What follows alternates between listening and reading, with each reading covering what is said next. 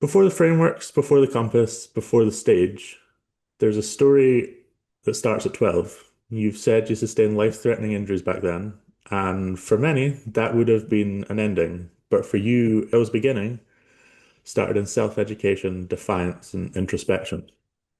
When you come out of that, what shifted in you?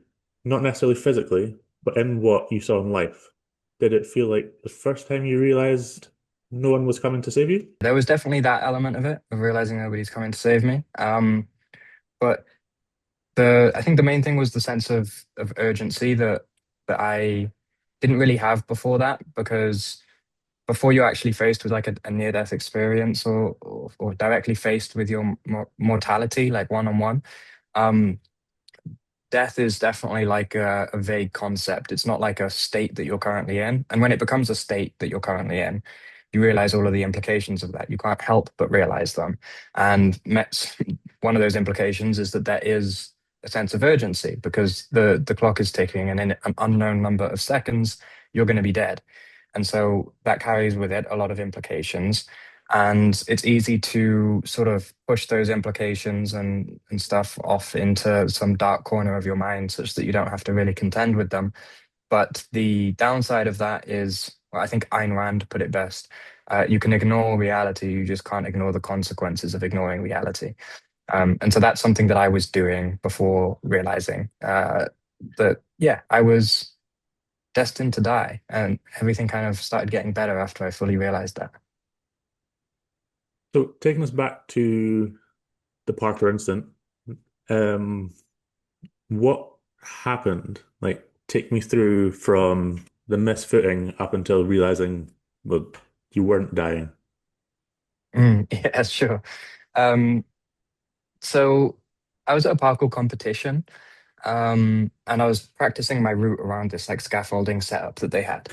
And I did a jump from like a box to a bar of scaffolding to another bar of scaffolding to another box. But before I made it to the final box, I was getting ahead of myself, thinking about the final jump before I landed the second one. And so my left foot was like slightly behind, which meant that like I didn't take any of the impact through my legs. It just went straight onto my rib cage on the left-hand side, which is where your spleen is. Now, your spleen is a sac of blood that filters 80% of your blood every 2 hours. So if that thing bursts open, you're in deep shit if you can't get to a hospital fast enough. And anybody that lives in the countryside in the UK knows that it's often quite a drive to get to the closest hospital. But I didn't know any of this at this point. All that I had in my head was like maybe I've broken a rib or something, but it was kind of a dull ache, and it kind of came in waves. So when it went back down, I tried to like do more parkour, and I did like one move, and I was like, oh fuck, no, like this is not happening. We're going home. So I went home, sat down for a while, and it just kept getting worse, which is a bad sign because that means it's probably an internal organ thing. And I went to the doctor, and they said there might be like a tear in the lining of my spleen. And if that's the case, then a small amount of impact can, like, and you've ripped a bit of paper, the rest of it is Yep. easy. The same with the lining of your spleen. And so the idea was if I went home and like fell over or like slept awkwardly, it could burst open. And because I lived like 40 minutes away from the closest hospital, that could like kill me because, again, you're losing a lot of blood very fast when it's your spleen. So a lot of doctors were basically like really in my face trying to get me to do this CT scan, despite it being totally useless because you don't operate if somebody has a tear in the lining of their spleen. Um, and it definitely wasn't burst already because I'd have been dead already. So I was like, okay, I'm going to just go home, um, and just lie down, which is what they would have done with me in the intensive care area anyway. They wouldn't have done anything other than just let me rest. So I was like, I'm just going to do that at home. If I die, at least I'll die at home. Um, but yeah, I was pretty shocked. I was like, holy shit, this is not like any other experience I've had so far. And that was when it all started sort of shifting around in my head, and like that was like the beginning of the villain arc in all of the films. So that led to a 22-page PowerPoint to why you should be homeschooled. Mm. What what kicked that off, especially at that age? Well, when I got home, I was like not able to go into class, into school. for obvious reasons. But I was like trying to continue doing the school work at home, and every time I looked at it, I was just like, I started getting panic attacks, right? Because my mental state was kind of declining a little bit from the stress of the entire situation. I was in like a very sensitive state, and so I started getting these panic attacks. Eventually, when I healed up, I tried to go back to school. I did like one day and had a panic attack at school and came home and was just like, "Oh, yeah, this is weird." And I sort of, the panic attacks weren't just like related to fear of death or anything. They were specifically related to school itself. Like before that, school was something that I really did not like at all because it felt like a waste of time, but it was manageable, you know?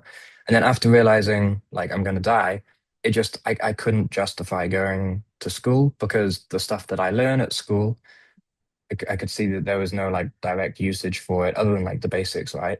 And every adult that I spoke to who did like 15 years of schooling ended up saying that they don't really remember anything from it because you're learning at school in like a teleological way. You have a purpose in mind, which is to pass a test. And then once you've passed the test, your brain no longer considers the information relevant. So it just deletes it from your memory. And I was like, okay, I don't even want to pass the test. So the only reason you do that is to get a job. And I really didn't like the idea of working for somebody else. I wanted to like do my own thing. And so I was like, right, I can't see a universe in which it makes sense for me to go to school. And so I tried to convince my parents to allow me to do home education instead. And I wrote this like 22-page like PowerPoint presentation thing where I was like outlining the pros and cons of home education and basically trying to put their minds to rest with any fears that they have about like, you know, how it's for weird kids and all of that stuff, which is definitely true. I'm definitely a weird kid, but like that was going to be the case regardless of whether or not I did homeschool. I very much feel anyone who does kind of like what you do or what I'm trying to do, you have to be the weird kid. No one wants to be the outlier. Um, so take me from that to 15 when you do the do lectures. You said sift the gold from other people's minds and make something for yourself. Do you remember in that moment, or even now, is that very much a do it for freedom or do it for the truth? Oh, that's a good question. Freedom versus truth. Um, you know, this is like that's funny you mentioned that. That's actually been like kind of the main sort of question that's been in my head for the past like year and a half is this question between freedom and truth. Because in my head, like if you'd asked me like a year and a half ago, I would have said that truth is freedom. Like Hmm. there's, and I still believe that to some extent, right? Because if you're believing illusions, if you're believing things that aren't true, then those illusions kind of are like a prison cell in a way because or more like they're like a puppeteer who's controlling your actions because it's not real, but yeah, it's determining how you act and show up in the world. So it is kind of related to freedom in that way. But I started reading Nietzsche, who basically launched a massive attack on this idea of truth and showed how necessary illusions are for life itself. Um, and so, yeah, I don't know anymore, which is more conducive to a fruitful life, right? Because there's a case to be made that if somebody could see the whole raw, unfiltered truth, they might have a mental breakdown. And so it's unclear to what extent we need illusions to some degree because we are all human. We're not capable of like handling everything. Um, but so far, I'm still holding on to the faith in truth thing. If I wasn't, then I wouldn't be even bothering to read Nietzsche himself because I'd be like, okay, well, the illusion of believing truth is always useful is something that I'll just keep hold of. But the reason I'm kind of following this line is because I'm, in some sense, um, cursed to ruthlessly pursue truth all the time, which is a really fun adventure, but leads down some scary bypaths at times. No, I can imagine. Um, so from there, looking back, do you think that's the same drive to reject the system and build your own as you teach today? Mm, yes, yeah. Um, there's some nuance to it though, right? Because it would be great if we were all capable of completely building our own systems and living them entirely 100%. But the fact of the matter seems to be that we're not. We need we are very interdependent creatures, so we need to back into a system that's larger than us to some degree. Um, the question is more so what system, and some people. It sounds distasteful to say, but I think some people are more suited to creating their own, and some people are, through no fault of their own, not suited to that. They Mm. need the external structure around them, and I'm sort of a blend of both, right? Like, um, on certain things like philosophy and stuff like that, I like building my own worldview. But on other things, like more practical matters, I do need structure around me because otherwise I'll just spend 6 days reading and forget that I need to like actually take care of my physical body and shit like that. Um, so yeah, structure can enhance power. Power can give you freedom. Um, but structure itself is a diminishment of freedom. So it swings and roundabouts a little bit. There's no clear answer. You've spoken about the constant strive, what some call the aim for 20 mindset. You turn the climb itself into a trap. Was there a moment where you realized you were chasing the wrong summit? I turned the what into a trap, sorry? So the climb itself, as in the Ah, just aiming for 20. mm. Yeah, right. So it all depends on the reasons why you do things, right? Like Mhm. if you aim for 20 because everybody else is aiming for 10 and you need to prove that you're better than them, then you're essentially constantly living in a reactive state, not an active state. You're reacting to the world, you're not responding to it. And the Mm. difference is the same as when you like hit your knee and your leg just automatically expands in reaction, right? Like you can make an entire life out of reacting to perceived threats from the social hierarchy. Um, but the problem is you'll probably end up doing that by pursuing things that don't really matter that much to you. You see this all of the time from people who are rich and famous, right? Because often when that's what you're doing is responding to a perceived threat from the social landscape, is you'll pursue money and you'll pursue fame and you'll get those things because you'll pursue them ruthlessly because you're so afraid of the alternative. And then you'll get them and you'll realize it's empty because it's not something that was really intrinsically motivating. It was extrinsically motivating. It was running away from rather than running towards. And you often then hear from those people, the only people we really do hear from are famous people by virtue of our information moves, right? And so we often hear this thing that like, oh, money is like kind of worthless. It doesn't really matter. Like it's not going to make you happy, and fame won't make you happy. It's worthless as well. But there's a survivorship bias going on there where the people that we're hearing from are people who have already done that thing.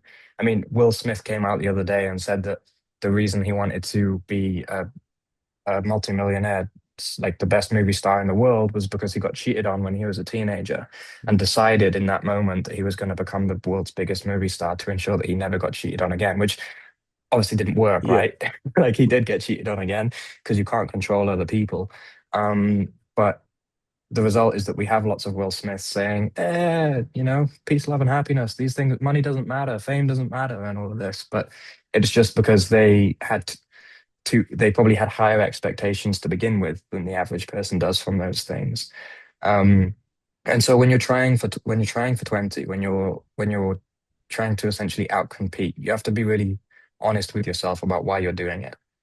Which is really hard to do, right? Like really hard to do. Some people get to 80 years old and only then they realize the true source of their motivations. Um, but despite being extremely hard, it's utterly necessary if you want to avoid a high dose of regret towards the end of your life. Um, and so yeah, there's no like 5-step plan for figuring out how to do that. Uh, but you kind of just have to every now and then take a fucking like break from what it is you're actually doing, sit on the edge of your bed and just ask, what am I really up to? Like as if you didn't know, right? As if you didn't know who you are. Like just ask yourself, what am I really up to? And often if you ask that question like really honestly, there'll be something there that you don't expect. And it'll be like a little thread that you can just pull. And as you pull, more stuff continues coming out. Um, I think meditation is another good way of doing that because it shuts off the noise that allows you to be unable to hear the noise that's inside you, like the Hmm. signal inside. Um, but that signal is like that is your path, right? And so that's your authentic path. And if you don't uncover it, if you don't manage to excavate that from the depths of your soul, then you're going to end up somewhere that's a little bit probably disappointing.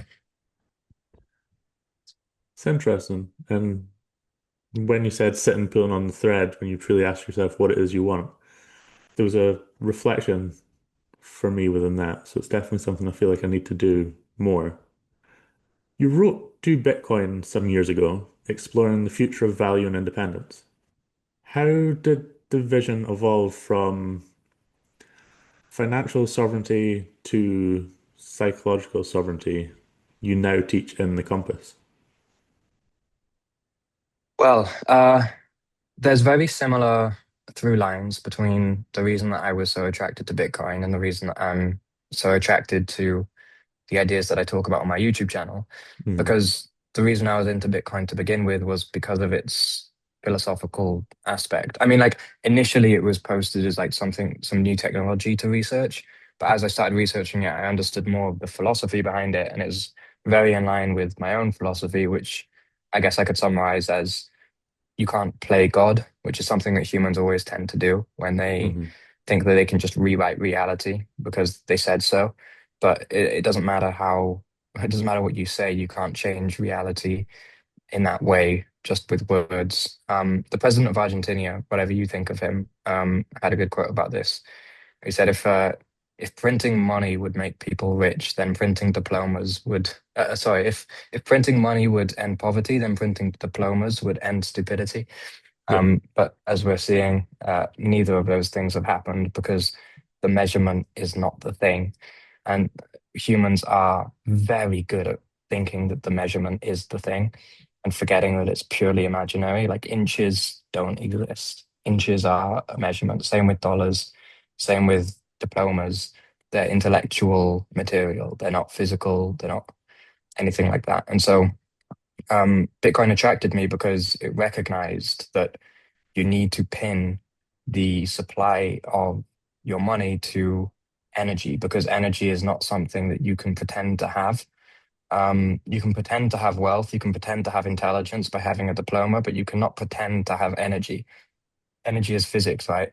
So Bitcoin tied it to energy, which meant that you can't corrupt or devalue or counterfeit the money, which in today's fiat monetary system is like hugely valuable to have that off ramp, right? Because we're seeing governments tend to tighten their grip.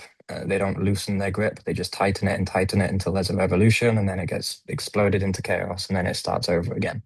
And it's been a while since the revolution, so things are getting quite tight, especially in the UK. Yeah. So having an off ramp there is very nice to have, and so. Uh, it also carried an element of that like build your own system, right? Which Mhm. that like defiance, raw, fuck authority type shit that I was always on when I was younger and still am to this day to some degree. Whether that's a virtue or a vice, I don't know, but it's just always attracted me. And so, yeah, I think coming away from that though, I spent a lot of years studying Bitcoin and working in the Bitcoin industry, making videos about it, writing for Bitcoin companies and all sorts.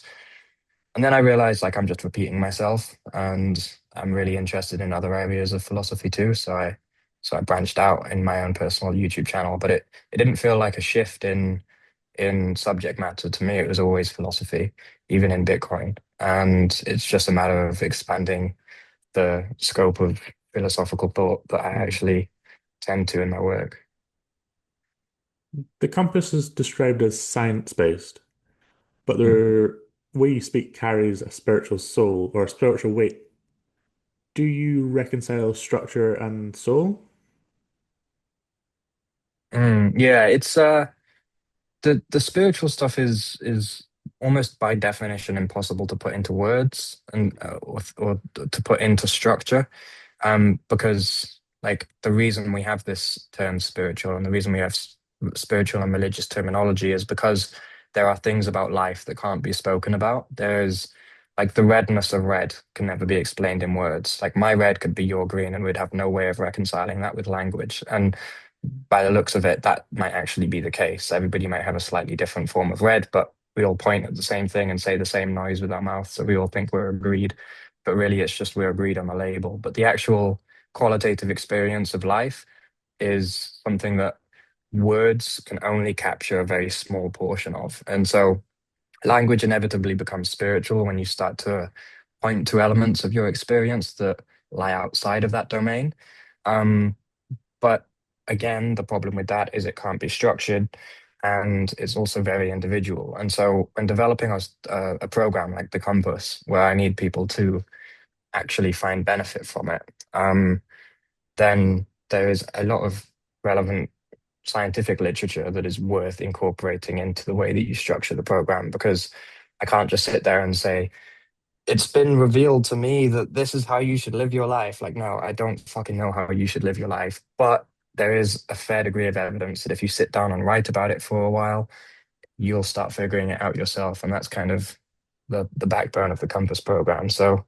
Um, so yeah, that didn't really answer your broader question about reconciling structure with soul, because I'm not really qualified to answer that. That's kind of like been one of Hmm. the biggest problems for since the Enlightenment, really.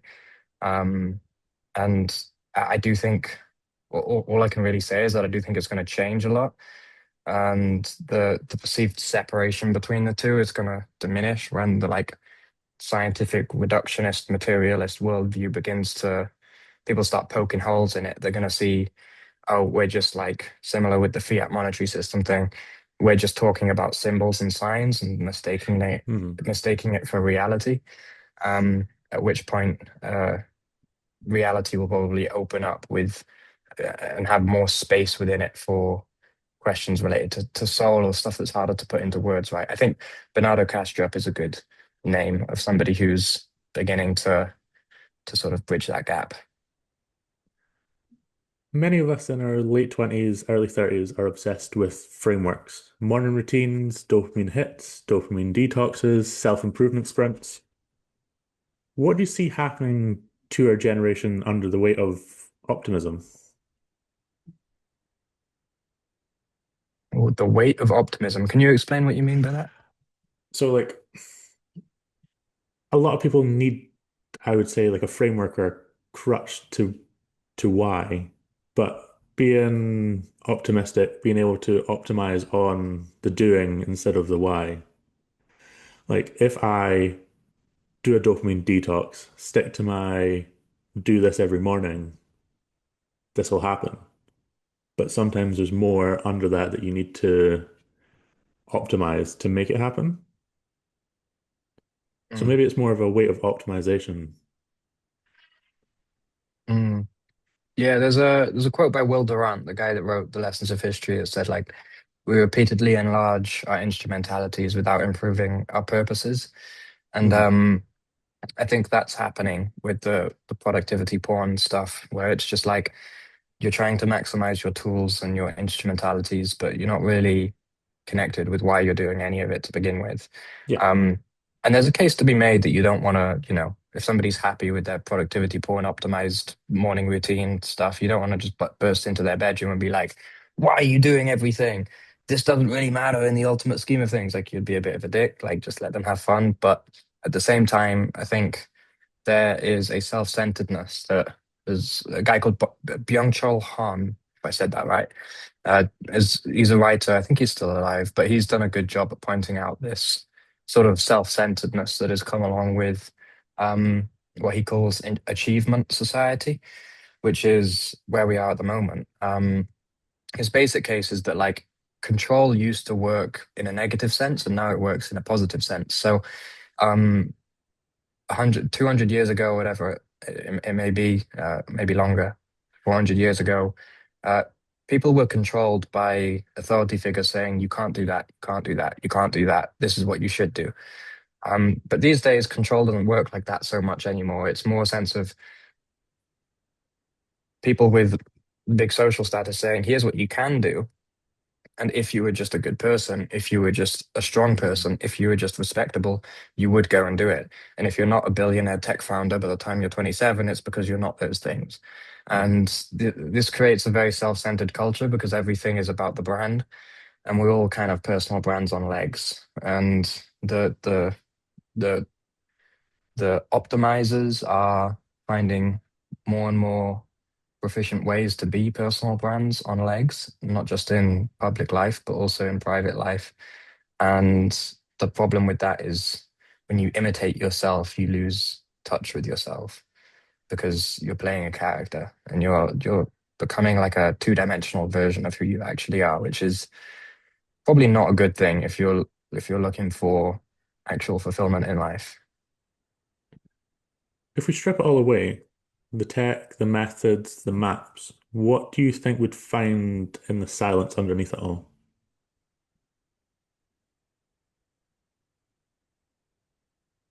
Um,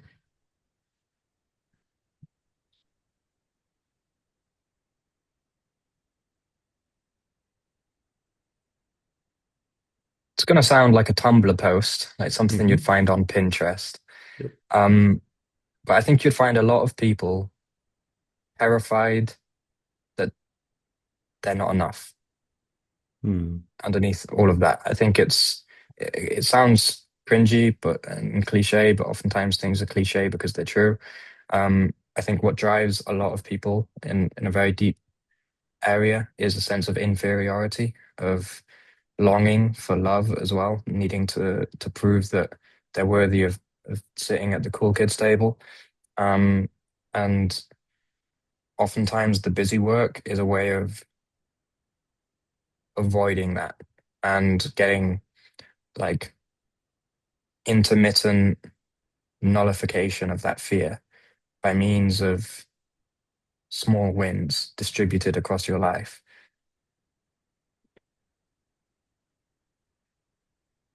You've taught others to find autonomy, but I want to talk more about you.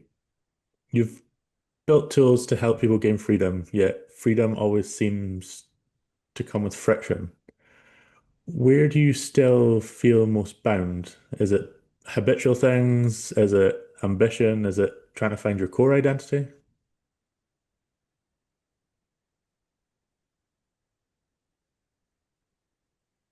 Um,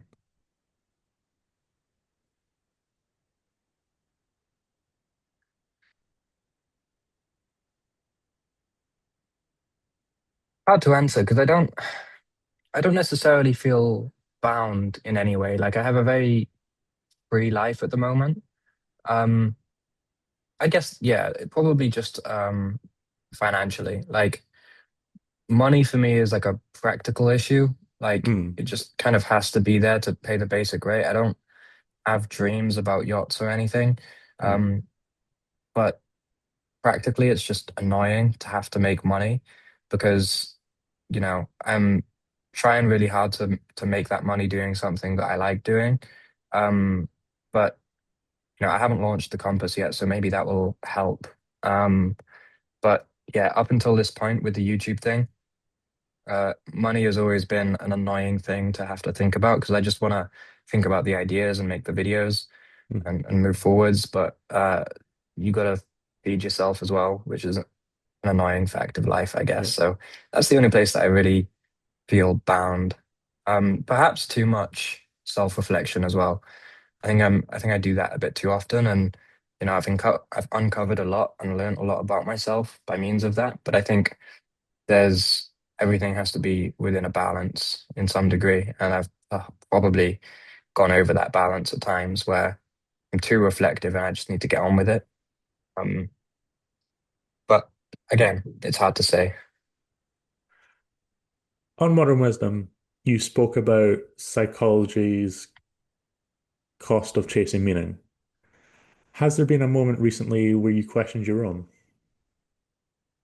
Yes, this year actually. I was very nihilistic when I was a teenager. Um, I had like a drugs and partying period Hmm. that was fueled by nihilism. And uh, to summarize that whole period of my life in one little story, um, my dad told me that I needed to get my shit together. And Hmm. I said, what do you mean I need to get my shit together? I don't even need to exist. So that was my whole fucking state of mind at that period of time. Not ideal, but I climbed out of that with the help from Jordan Peterson, who I Hmm. still have a lot of respect for.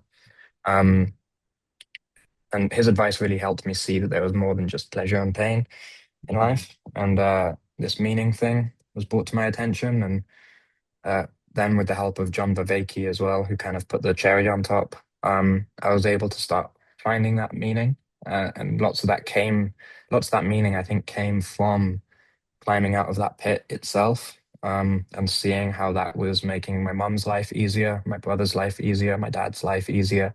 It made me feel like a part of a bigger whole rather than like an isolated, uh, lonely boy feeling sorry for himself. So, I got a lot of meaning from that. And then, yeah, this year I had a breakup around the beginning of the year, which was really psychologically complicated, Hmm. and required a lot of attention to sift through the nuances of. Um, and yeah, following that, I think there was a period of nihilism coming back this year where there was just this sense of, there was a sense of,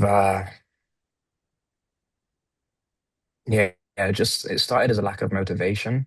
And then, I tried to respond to that lack of motivation by pushing myself more to do stuff. And the more that I pushed myself, the more this question of why kept coming back up.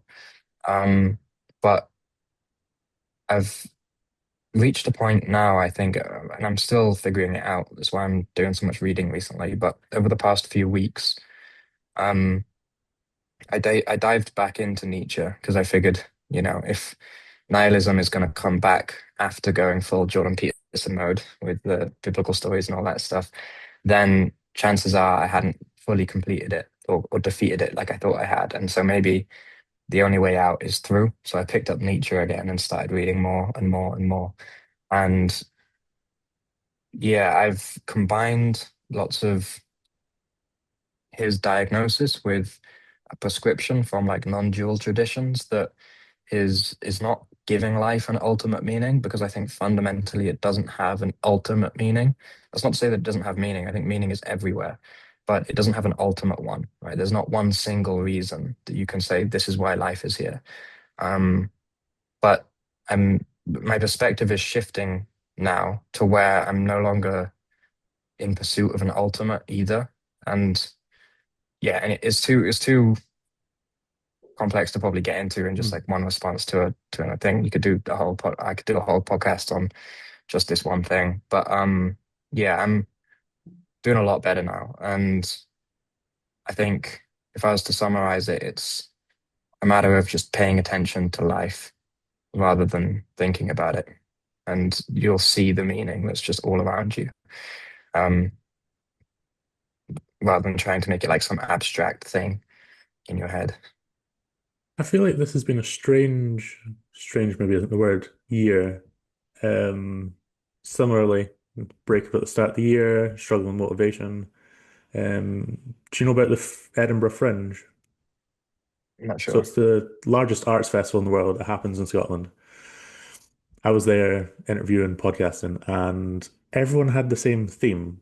It's always something seems to have happened this year that they've had to refine meaning. And everyone I Hmm. spoke about strung it back to it feels like it should be the first normal year since lockdown. So it's the first year where we've not had anything to say, oh, because. So what is it now?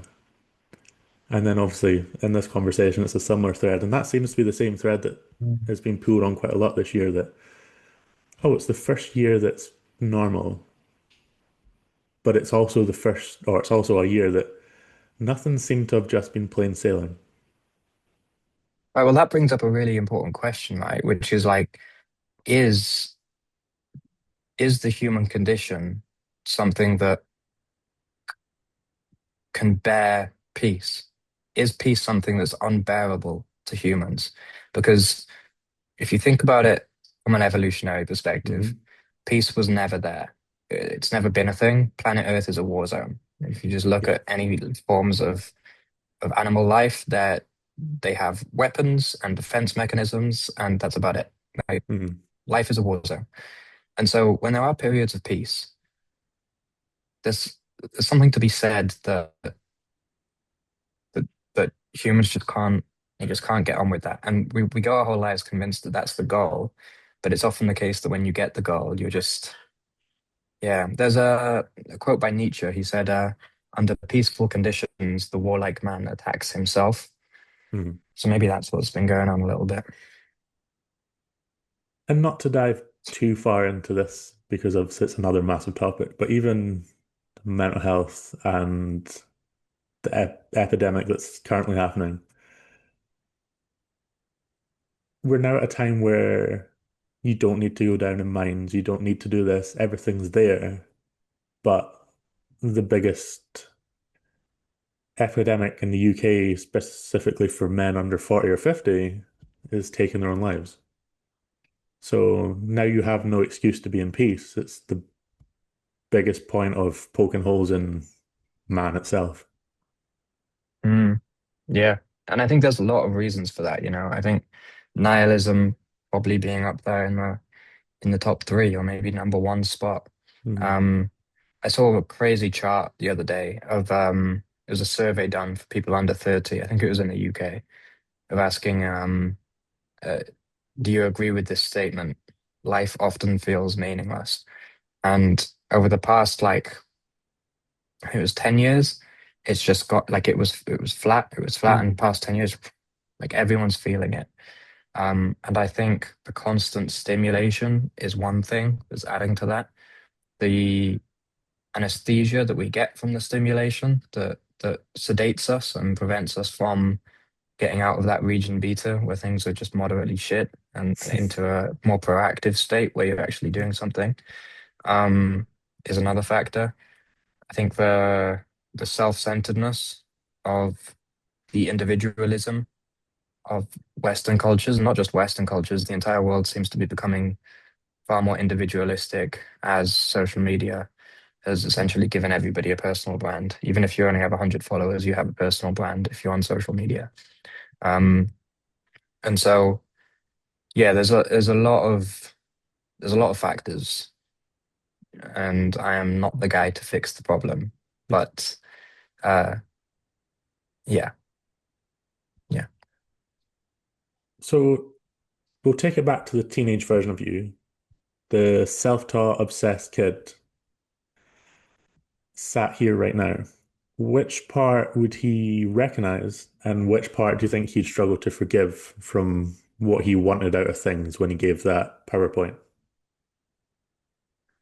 Oh, he would be having a very stern word with me about my drug period. That was not in line with 12-year-old Angela. 12-year-old Angela was way too smart and way too intelligent to ever do anything stupid like drugs.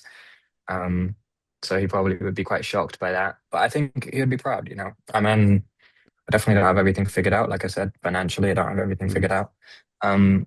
But there are things that are more important than that. And I think so long as I keep doing my work earnestly and genuinely trying to provide some kind of service in to the culture, then um, that should fix itself eventually. And I think he would also be disappointed that I'm not a professional parkour athlete, but you can't be everything. Yeah. Um, and he would definitely be happy that I'm living in Bali because that kid hated the UK as much as I do. Mhm. Let's turn the cameras off if the content stops. What are you, who are you trying to become? Like without the cameras, without the content, without doing the podcast, what is it that sits in here for you? I'm trying to become myself. Um, Mhm.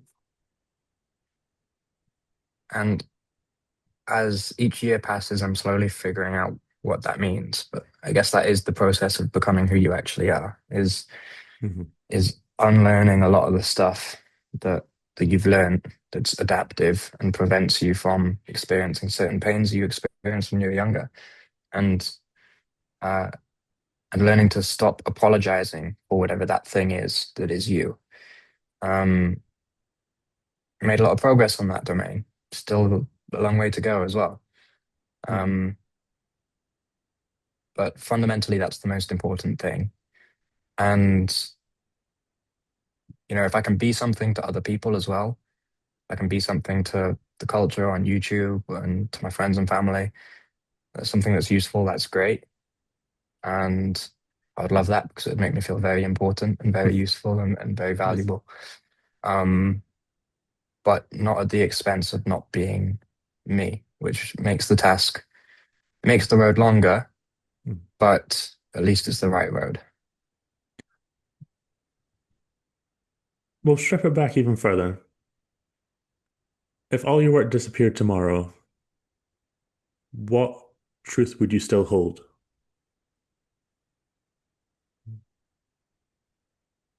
When you say what truth would I still hold, do you mean like what would I still believe if the work disappeared?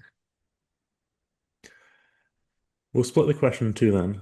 What would you still Okay. believe internally, and what would be your one teaching you'd want to leave? Oh shit. Okay. Um, uh, well, there are beliefs that have slightly shifted over the past year with me. Mm. So there are things that I may have said in earlier videos that I wouldn't agree with now, or maybe I'd add a footnote to it. Hmm. Um, and so it's hard to say. I mean, like, this is a little bit off topic, but this is the problem I had in preparing to go on Modern Wisdom as well, was that like it's a really big stage. And when I think about questions like that, like what do I know? Or like what do I believe? Yeah. There's never anything that actually comes up. Like I don't actually, it's only when I have like a subject of attention or like a Hmm. question at hand, a specific question that things start coming. When it comes to general things, like God, I don't know, like how do you filter all of that down to like a single answer? Um, so in terms of what would I what would I leave? Um, if I was gonna like die tomorrow, what would I say? Um,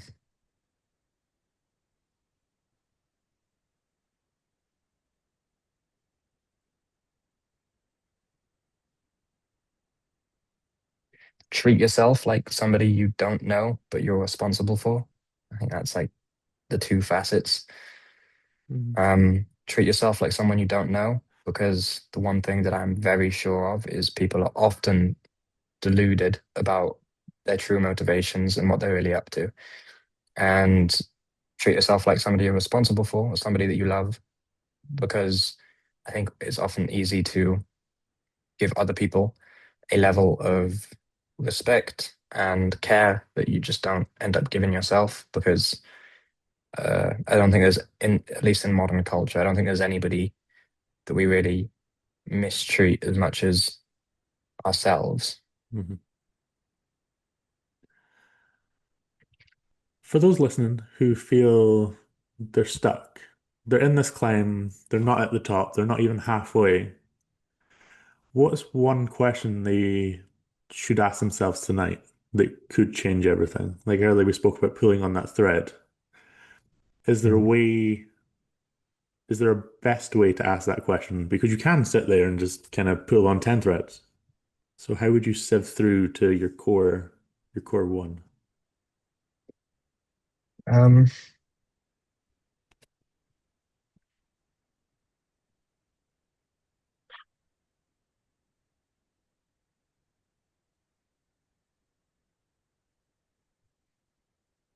maybe if nobody could see me, what would I be doing? Ooh. No, I like that. Yeah, I think it's going to be hard to get an honest answer out of yourself to that Hmm. question, because the implications of it would probably be heartbreaking. Um, but yeah, we do a lot of things performatively. Mm, uh, in order to maintain a certain image or conform to a certain standard. But um, we're also very good at pretending that we're doing them for other reasons. And I think that question would probably, if something does come up, it would be worth following. mm. You spent years helping others navigate, but who helps the navigator? Where do you go when you lose direction? Obviously, you spoke about Peterson and whatnot, but do you have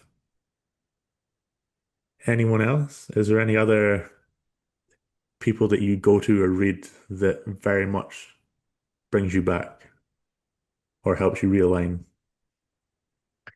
Just my brother and my dad and my mum. Those are the only things really. Mm, Philosophy, philosophy can be helpful when it comes to the nihilism stuff, but generally speaking, I've been reading stuff that makes it worse, not better. okay. Um, so when I'm feeling unsteady or whatever, uh, it's got to be real people in real life, not internet people or writers who have been dead for 200 years. It's got to be the people in your actual life. And my brother is very good at giving advice. My mom is amazing at listening and giving advice, and the same with my dad. I'm quite lucky in that respect. So yeah, I'll go to them. So, on a personal note, if you could tell someone three books or content they should consume, what would it Mm. be? What would be your three? Um, the first one would be Man's Search for Meaning by Viktor Frankl. Hmm. Um, I think there's some stuff in that that's just undeniably worth paying attention to. And what would be the second one? Um, and is the goal like think like books and stuff that would help people, you think, or just Just three general for you. recommendations? Three for you. If Okay. you could have three, what would they be? Um, for me, then it would be yeah, Man's Search for Meaning by Viktor Frankl. Um, Religion and Nothingness by Keiji Nishitani, which is one that I only just read, but I do plan on rereading it. Um, and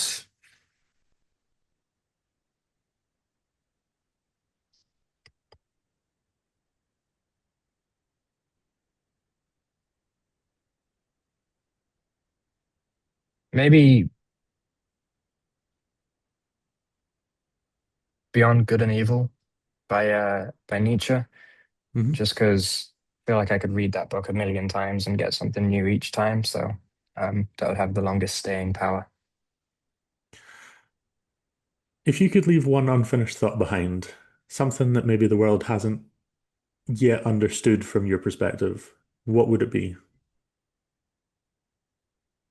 That people don't exist. Sounds crazy.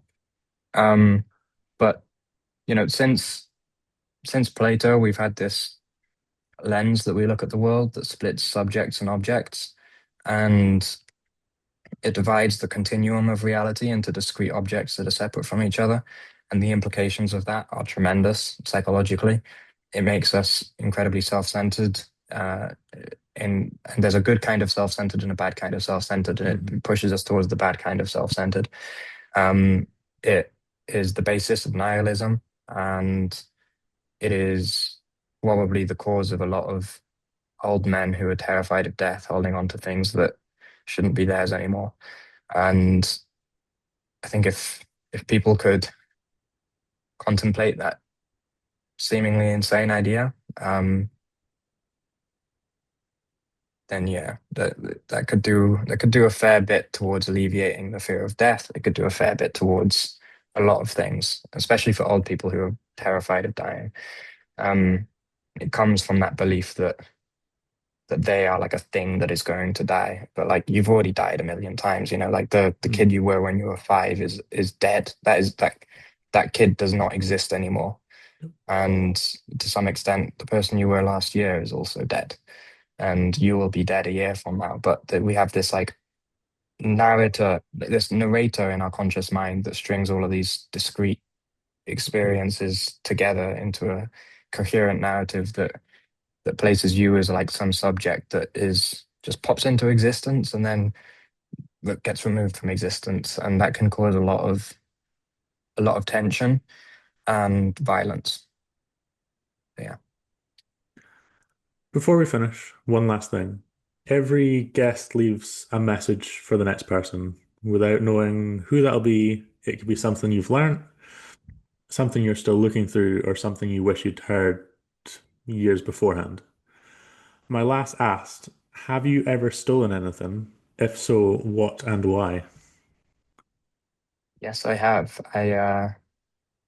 When I was in primary school, we went to like a local castle, Hmm. and there was like a gift shop, and I just made friends with like he was a new friend of mine, but fuck, he was a little bastard. And yeah, we were kind of mischievous at this point, and we went into this thing, and he stole this like little calculator thing, and Hmm. then he was like, uh, "Now you got to do it as well. You got to get one." And I was like, "I didn't even want this thing, but all of a Yeah. sudden now I wanted it."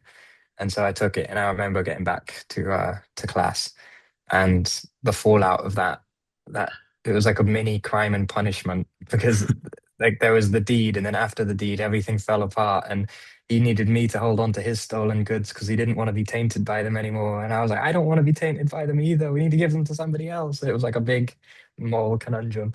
It's a bit of a silly story, but yeah, that's the only memory I have of stealing anything. What would you like to leave behind? um